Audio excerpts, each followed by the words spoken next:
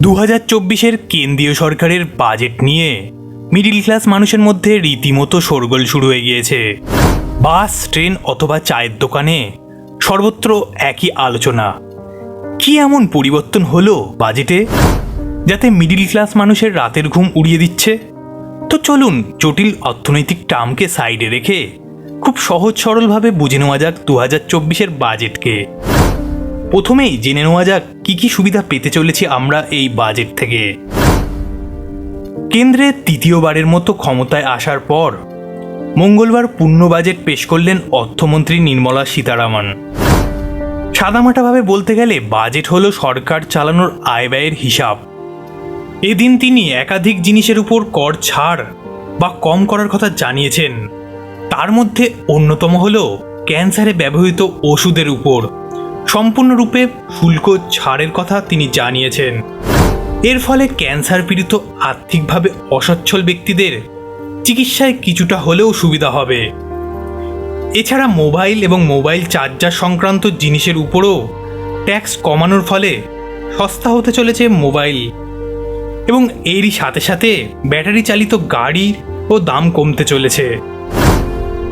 এবং তার সঙ্গে সোনা ও রূপোর উপরও ট্যাক্স কিছুটা হলেও কমানো হচ্ছে।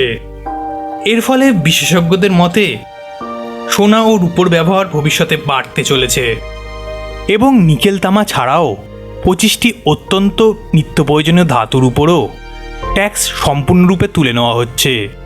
তার সঙ্গে কমতে চলেছে সামুদ্রিক মাছ ও অন্যান্য সামুদ্রিক খাবারের উপর ট্যাক্স। এইবার আসা যাক কোন কোন জিনিসের উপর ট্যাক্স বাড়তে চলেছে। প্রথমেই আসা যাক টেলিকম নেটওয়ার্ক কোম্পানিগুলির ব্যবহৃত যন্ত্রাংশের উপর। যেগুলির উপর ট্যাক্স আগে লাগতো 10%, সেগুলি বর্তমানে বেড়ে হয়েছে 15%।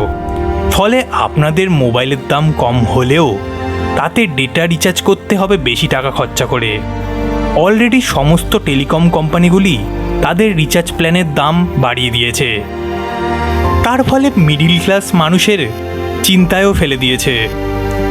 এরপর যদি আরও দাম বৃদ্ধি পায় তাহলে সমস্যায় পড়বেন অনেকেই। ফলে এই সব কারণেই মিডিল ক্লাস মানুষ বেশ কিছুটা বিরক্ত। মানে ব্যাপারটা এই রকম, আপনাকে সোনার থালা দেওয়া হলেও তাতে খাবার দেওয়া হলো না। যাই হোক, আরও একটা কারণে মিডিল ক্লাস মানুষের চিন্তা বেড়েছে, সেটি হলো শেয়ার বাজার। হ্যাঁ, শেয়ার বাজারেও ট্যাক্স বৃদ্ধি করা হয়েছে। বর্তমান দিনে ভারতে আনএমপ্লয়মেন্ট রেট বেশ খানিকটা বেড়ে গিয়েছে জনসংখ্যা বৃদ্ধির ফলে। তাছাড়া অনেকেই আছেন কিছুটা বাড়তি ইনকামের জন্য শেয়ার মার্কেটে ট্রেডিং বা লং টার্ম ইনভেস্টমেন্ট করে থাকেন। বিশেষত স্ক্যাম 1962 ওয়েব সিরিজ দেখার পর থেকে অনেকের মুখে এই একটা কথা শুনতে পাওয়া যায়, সেই শেয়ার মার্কেটেও নেগেটিভ ইম্প্যাক্ট পড়েছে। বর্তমান দিনে তার উপর সরকার শর্ট টার্ম ইনভেস্টমেন্ট ও মিউচুয়াল ফান্ডের জন্য 20% ট্যাক্স অ্যাপ্লাই করেছে, যার ফলে প্রত্যেক দিন ট্রেডিং করতেন যারা, তারা বেশ কিছুটা চিন্তায় আছেন। এছাড়াও লং টার্ম ইনভেস্টমেন্টের উপরও 10% থেকে ট্যাক্স বৃদ্ধি করে 12.5% করা হয়েছে।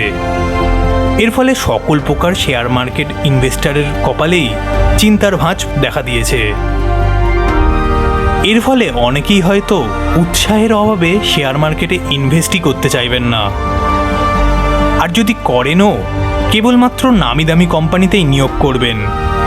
ফলে নতুন নতুন লিস্টেড কোম্পানিগুলি নতুন করে ইনভেস্টর পেতে বেশ অসুবিধার সম্মুখীন হবে। তবে এবার বাজেটে মিডিল ক্লাসের জন্য ইনকাম ট্যাক্সে বেশ ছোটোখাটো একটা পরিবর্তনও দেখা দিয়েছে, কিন্তু সেই ব্যাপারে মানুষের তেমন কোনো উৎসাহ নেই। কারণ আনএমপ্লয়মেন্ট সমস্যার সম্মুখীন ভারতীয়দের কাছে জব পাওয়াটাই এখন বড় বিষয়। আর ইনকাম না হলে ট্যাক্স কোথা থেকে দেবেন তারা? এটাই হচ্ছে তাদের প্রশ্ন। তাই জন্য এবারের বাজেটে কেন্দ্রীয় সরকার বেশ কিছুটা চিন্তাভাবনাও করেছে। এবার বাজেটে আনএমপ্লয়মেন্ট সমস্যা দূর করার জন্য একটা বেশ বড় পদক্ষেপ নিয়েছে। প্রায় 1 কোটি তরুণ তরুণীদের ইন্টার্নশিপের মাধ্যমে তাদের স্কিল ডেভেলপমেন্ট করা হবে এবং ভবিষ্যতে তাদের চাকরির সুবিধাও হবে। এখন দেখার বিষয় এটা কতটা সাকসেসফুল হয়। এবার আসা যাক সেই রকম মিডিল ক্লাসের সম্পর্কে যারা মোটামুটি ভালো ইনকাম করেন এবং ইনকাম ট্যাক্সও দেন।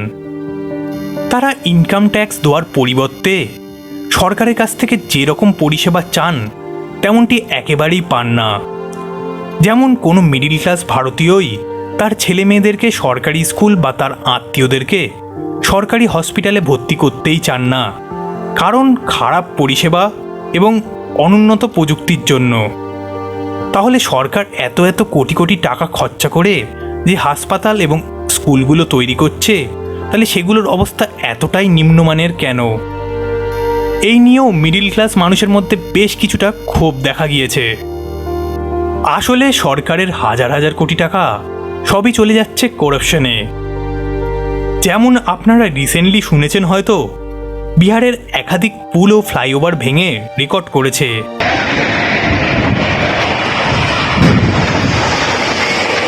যাই হোক, মোদী সরকারের তৃতীয়বার সরকার করার জন্য বিহার ও অন্ধ্রপ্রদেশের বিশেষ গুরুত্ব রয়েছে এবং তারই ফলে তাদেরকে বিশেষভাবে পুরস্কৃত করার জন্য অর্থমন্ত্রকের বাজেট পেশ দ্বারা সেই বিষয়টি পরিষ্কারও হয়ে গিয়েছে। তবে এই বিষয় নিয়ে বিরোধীরা অনেকেই অনেক মত প্রকাশ করলেও আসলে সাফার করবে সেই ভারতীয় মিডিল ক্লাসের লোকেরাই। সারা মাস ধরে ট্রেনে বাসে ঝুলে চাকরি করে উপার্জন করার পর মাসের শেষে বেশ বড় একটা অঙ্ক সরকারকে দিয়ে দিতে হবে।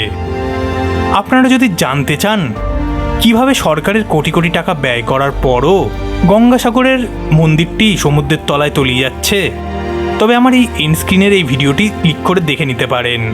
আপনাদের ভিডিওটি ভালো লাগলে লাইক এবং শেয়ার করতে ভুলবেন না। আর আপনাদের সাথে দেখা হবে নেক্সট এরকম কোনো ইনফরমেটিভ ভিডিওতে।